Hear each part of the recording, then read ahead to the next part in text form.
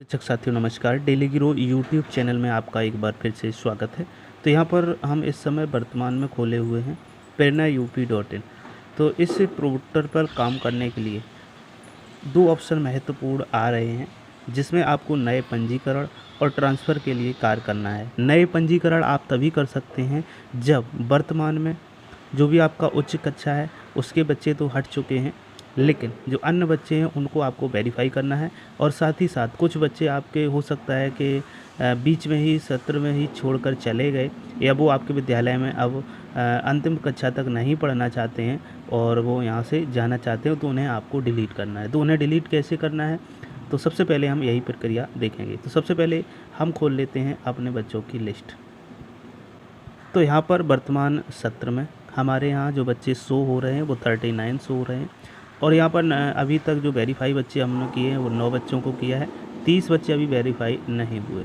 और आधार से संबंधित जो डिटेल है उसमें 34 बच्चों का आधार वेरीफाई है, और इसमें स्टूडेंट आधार 2 का वेरीफाई नहीं है। पेंडिंग स्टेटस आधार स्टूडेंट यहाँ पर 3 का शो हो रहा है, तो इस पर भी हमें काम करना है। अब यहाँ पर दो ऑप्शन जो मैंने बताया था कि स्टूडेंट ट्रांसफ़र और न्यू रजिस्ट्रेशन 2024-25 के लिए यहाँ पर करने हैं हमें। तो यहाँ पर ये ट्रांसफ़र होने और यहाँ पर हमें नए रजिस्ट्रेशन करने।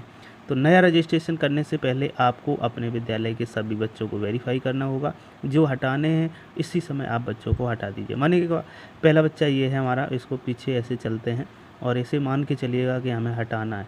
तो इस स्थिति में आपको कौन से ऑप्शन पर क्लिक करना होगा। तो यहाँ पर आपको ये जो ऑप्शन दूसरा दिया गया है, यहाँ हालांकि हम इसको वेरीफाई भी कर चुके हैं, ये है TC जनरेट और डिलीट स्टूडेंट। यहाँ पे आप क्लिक करके इसको हटा सकते हैं।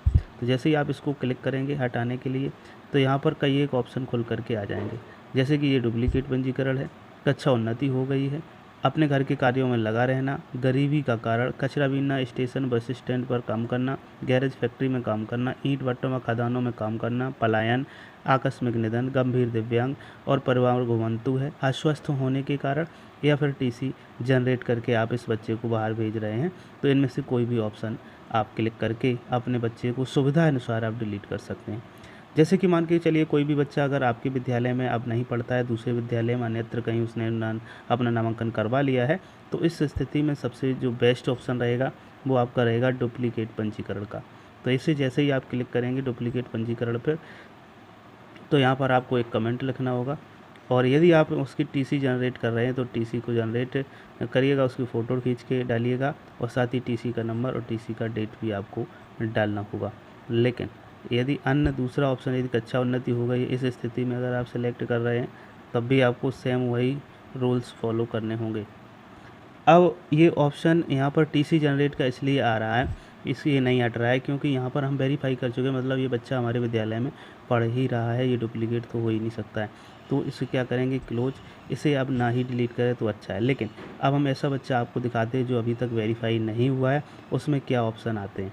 तो चलो चलते हैं, यहाँ पर देखते हैं। ये बच्चा अभी हमारा वेरीफाई नहीं हुआ है, तो इसके यहाँ पर TC जनरेट और डिलीट पर क्लिक करेंगे और इसे देखेंगे। जैसे ही आप इस प्रकार के ऑप्शन क्लिक करेंगे तो ये आ जाएगा, और यहाँ पर आप डुप्लीकेट पंजीकरण को क्लिक करेंगे तो ये ऑप्शन, वही ऑप्शन सभी के सभी आ रहे हैं। तो इस प्रकार से आप इन्हें बच्चों को डिलीट किसी भी बच्चे को कर सकते हैं। जब ये कर लेंगे तो वो बच्चा आपका यहाँ से हट जाएगा। अब वेरीफाई कैसे करना है, चलो इसी बच्चे को वेरीफाई करना है, क्योंकि डिलीट वाले जो भी बच्चे थे हमारे हो चुके हैं, अब वेरीफाई करना है। तो यहाँ पर ये लिख के है कि अच्छा छात्र की जानकारी सही है, यदि हाँ तो बटन पर क्लिक करें, अन्यथा कैंसिल पर क्लिक करें। तो हमने ये कर दिया क्लिक, तो ये देखो वेरीफाई हो चुका है। थोड़ी देर वेट कर लेना है, ये वेरीफाई हो चुका है।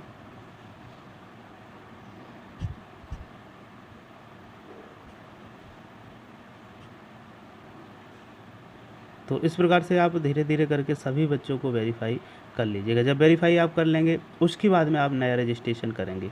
जब आपका वेरीफाई हो जाए तब ये जो स्टूडेंट रजिस्ट्रेशन 24-25 से इसे क्लिक करेंगे, और जब तक ये आपके वेरीफाई सभी बच्चे नहीं होंगे तब तक ये आपका डायलॉग बॉक्स आता रहेगा।